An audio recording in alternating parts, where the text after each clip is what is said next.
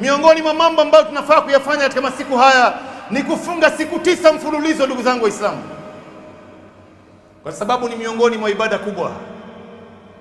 Kuanzia leo watu wameshaanza kufunga tarehe 1, alhamdulillah, leo ni tarehe 1 Dhulhijja, mpaka tarehe 9.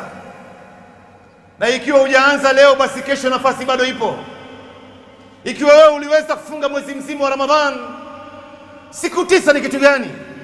Na wengine wakafunga mwezi mzima na wakaongeza na 6 ya Shawwal. Siku 9 ni nini kwako wewe? Lakini shetani anakuja na kutisha na kuambia utaacha kula bwana, utaacha starehe zako, utaacha tena. Leo imepikwa chakula unachopenda wewe bwana, anakutisha tu.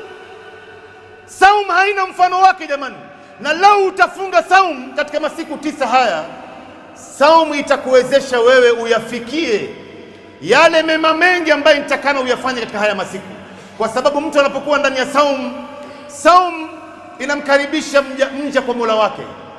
Saum inakuambia nenda msikitini mapema, saum inakuambia amka salati alfajri, saum inakuambia amka tahajjud, saum inakuambia nenda ukasome Qur'an, saum inakuambia toa sadaqa, saum inakuambia wajulie watu wako hali, saum inakuambia inamisha macho unapotembea barabarani.